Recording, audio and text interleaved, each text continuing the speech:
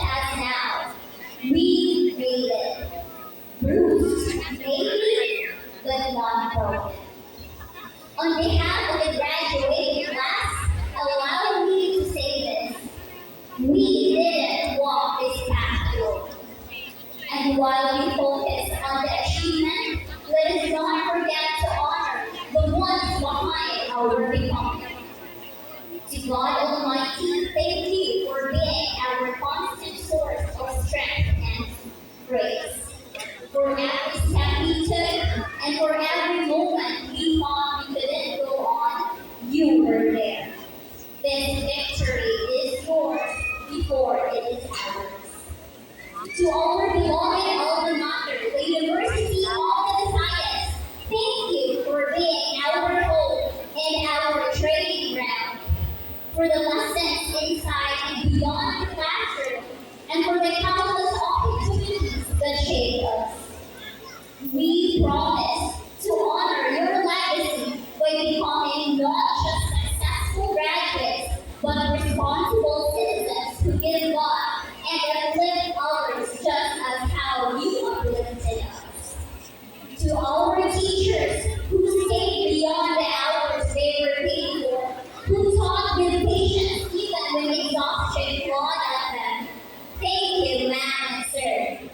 To our friends who witnessed our imperfections and remained by our side with unwavering loyalty, thank you.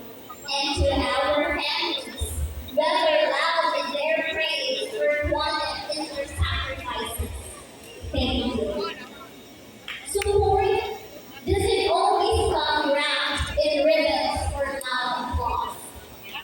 Sometimes support looks like words of encouragement. Sometimes it's extra fair for the community. Sometimes it's just the presence of someone waiting at the gate when we come home tired, or the food back for us even when there isn't enough to go around. Among all these quiet acts of love, one stands out most clearly in my story. Because for me, the person who shaped me most through both tenderness and tough love was my mother. Honestly, I struggled with this speech. I kept circling ideas, rewriting lines, chasing the perfect message, until my mind brought me back to a memory that I thought I had already left behind.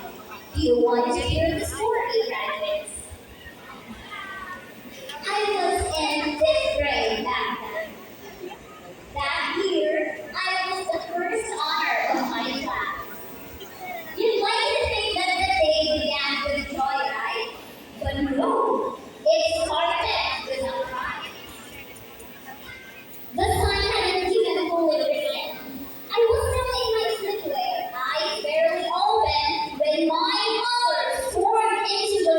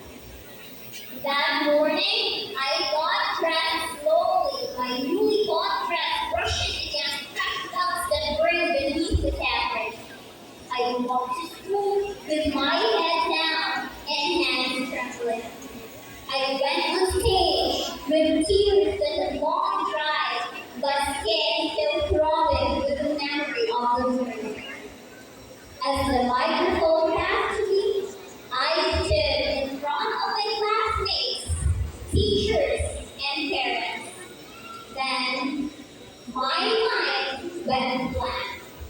I forgot my entire self. At that moment, I thought maybe she didn't love me. Maybe I had let my mother down. And you couldn't help but wonder, why would a mother act this way on a day like today? But what I failed to understand before has become clear to me now. My mother didn't hate me. She was terrified. Terrified that her daughter would grow up hiding behind her fears. Terrified that I would let my potential rot in silence. She didn't afford to enroll me in speech workshops. What she had was a stick. What she knew was to push. And so she did.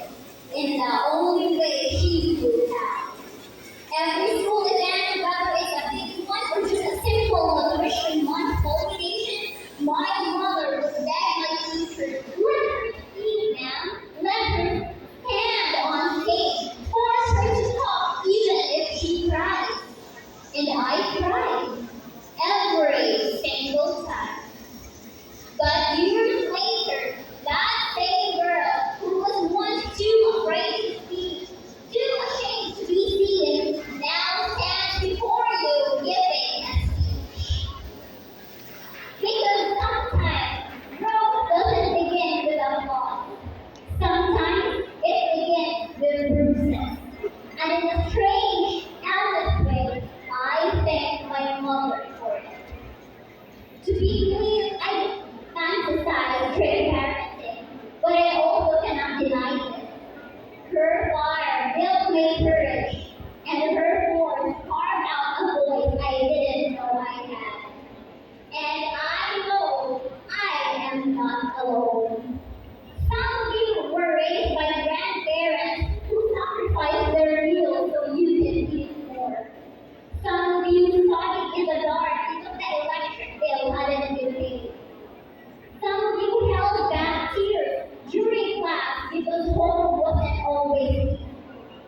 And some of you, like me, were shaped by people who didn't always know how to love gently, but who loved you still, but fiercely, in the only way they know they could. So today, let's honor all forms of love, the gentle and the rough, the loud and the quiet, the traditional and the imperfect. Let's take the hands that help us and the hands that push us, the voices that encourage us and the ones that challenge us.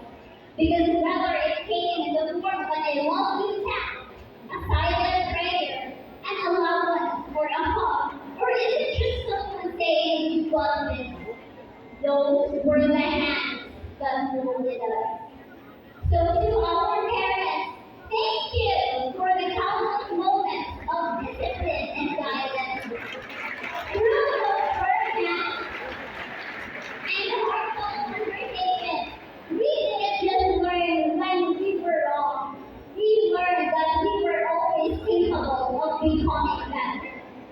That though life may not always be gentle, you have taught us to rise, to endure, and to stand tall after every fall. And now, here we are, not just standing, but growing into the people we were always meant to be. Because you believe in us, even when we struggle to believe in ourselves. So let us be our quiet vow that we will show up for others the way people once showed up for us. That we will remember where we came from and lift others as we rise. That this victory is not anti-diploma, but begins in every life built on. Asal speech niya eh. Because the moment isn't just ours. Kapit It niya. belongs to every soul who believes in us, even when we didn't. Thank you everyone for your support, your belief, and your love. We hope we have made you proud